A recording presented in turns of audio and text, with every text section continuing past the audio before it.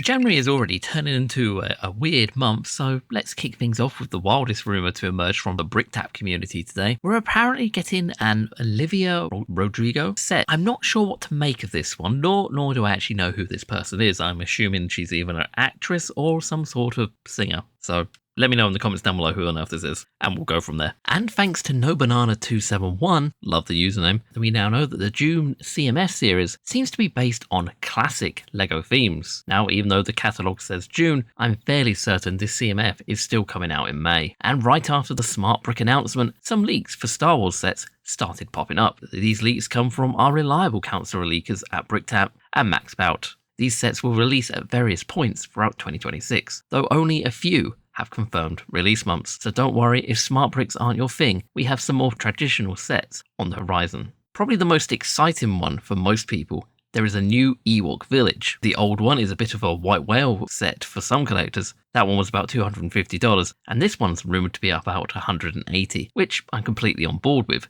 if they can capture even half of the magic of the 2013 set. If my finances allow it, I'll be buying that day one, and I'm looking forward to seeing images of what this set is when they drop. Now there's also going to be a set of mini movie posters for $50, and I'm very curious to see how they pull this off at this price point. Which movies will they choose? Are these going to be flat mosaic builds or three-dimensional builds with minifigures? I'm also wondering if these are going to be anything like the Stargate movie poster from Blue Bricks. That was a fun little build. There's going to be a upscaled Darth Vader minifigure at $100. I know these aren't for everyone, it's certainly not for me. I only have the red space baby, and that's because I timed it with getting the Natural History Museum for my partner, who loves that museum and space. There's also going to be a buildable Yoda for $150. Yes, I know they've done this before, most recently back in 2019. Hopefully it'll be a lot more rounder and more defined and not nightmare inducing. LEGO is finally going back to episode 2 with Bounty Hunter Pursuit, which released way back in 2002 I think. That was a $30 set and this one's going to be $60. Though we don't know the piece count unfortunately, and we all know purple is my favourite colour. So having this purple Bounty Hunter return is a fantastic win in my book. We have an Icons of Star Wars set for $80, and I'm not entirely sure what this will be. It's probably going to be similar to what LEGO Harry Potter does, where they have different objects and just call it Icons of Harry Potter. Maybe this will be different objects and from different Star Wars movies in one set. We have the return of the Microfighters. This one's going to be Luke's X-Wing for $15 as a Microfighter set. It's a shame that it's not going to be $10. You'd think they would bump it back down to $10, but nope, no more pocket money sets for children. I am wondering how different this build will be to the previous X-Wing Microfighter that we had. I can't imagine this one's going to be that different from the previous design. There's going to be a Bespin Duel set. Straight off the bat, I'm wondering if it will resemble the previous set we got with this name, and I'm very curious to see how they execute this. And then there's a new Anakin's Jedi Starfighter, which will be the Delta 7B model, not the cool blue one, priced at $30. We last saw a minifigure scale version of this ship about 2018, so it's nice to see it return. And 7 years after the rise of Skywalker, a new Star Wars movie is finally coming to the big screen. The Mandalorian and Grogu will be out in May. And we're going to be getting at least 3 sets based on this movie, possibly more. The first is going to be the Imperial Shuttle, which is going to be priced at $140. The last time we got a minifigure scale Imperial Shuttle, that was the 2021 one, which was half the price at $70, but also a bit underwhelming, I think would be the best way to describe it. So it seems like this one is going to be much larger in scale, hopefully. We have a new LEGO 8080 for $180, and I think the last time we got a sizable version of this was in 2020, so it'll be interesting to see how the two compare detail and size-wise. And then we've got the new $200 Sandcrawler with a Mudhorn. I hope this one will do the Sandcrawler justice, especially with that $200 price tag. And getting a Mudhorn, going to be interesting. I wonder if it's going to be a unique mold, or if it's going to be brick built. It's probably going to be brick built. And there are more sets for this movie beyond just these 3. We're probably going to end up with another Razor Crest build at some point to tie in with the Mandalorian movie. But at this moment in time, we have no info what these sets are going to be.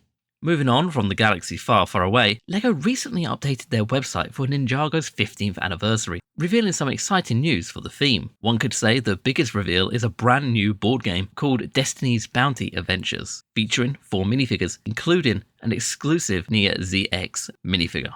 This isn't a remake, it's an entirely new figure we've never gotten before, styled after the Legacy ZX remakes like the other Ninja received. It looks like this board game will be the only way to obtain her. The game itself features cards showcasing the Ninja in their new Legacy suits. I'm still unclear on the actual gameplay mechanics, but I like board games. I'm definitely considering picking this one up. And the BrickLink Designer Program Series 7 has had its sets finalized. Crowdfunding begins in February, and for those unfamiliar, the BrickLink Designer Program is quite similar to LEGO Ideas. Fans design sets, the community votes, and the winning design becomes an official LEGO product sold through BrickLink. Unlike LEGO Ideas, these sets have a limited production run and are only available online for very short periods. Every BrickLink so far has been an original creation rather than based on an existing intellectual property. The Series 7 orders open in 41 days time, featuring these 5 sets. We have the Privateer Frigate Fortuna, we've got the absolutely adorable Walt, this neat little sushi restaurant, the Alchemist Shop, and the Antique Collection. All of these sets look amazing, though my personal favourites had to be Walt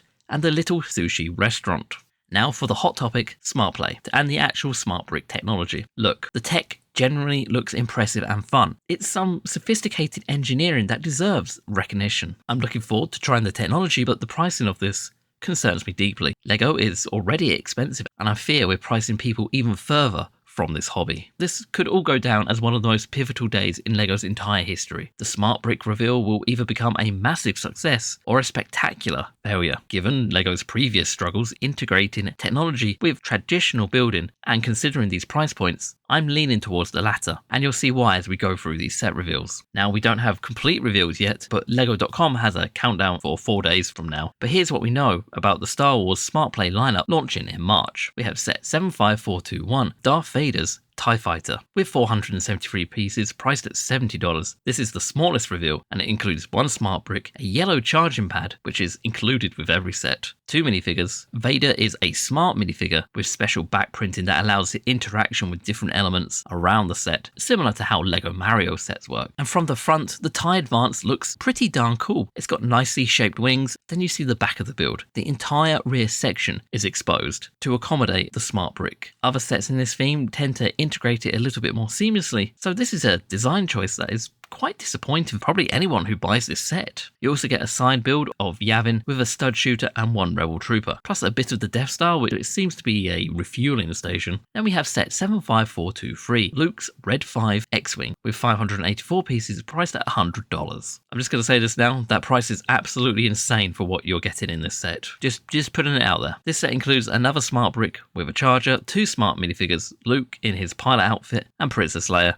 and R2-D2 that finally has a rotating head. The X-Wing looks clunky from certain angles, but fortunately the smart brick seems to be integrated a little bit more seamlessly than in Vader's TIE Fighter. There's an Imperial turret you can shoot at, and while this set includes much more content than the Vader TIE Fighter set, we're still talking about $100 for a playset. Then we have set 75427, Throne Room Duel and A-Wing for some reason, with 962 pieces priced at $160. $160 for 960 pieces. Yes, that is correct. Now, this may be one of my favourite scenes from Return of the Jedi, and the duel feature in this set does look cool, but the smart bricks behind the figures are quite visually jarring. I'm sure there must have been a more seamless way to integrate them into what would make this a little bit more appealing. Maybe lopping $60 off that price tag would be a good start. If you want the Vader minifigure but don't want the tie, this is probably your best option since you get more of the actual smart play experience. And as a regular playset, I'd be completely on board. This does look incredibly fun and, you know, it's nicely designed. The Royal Guards and Palpatine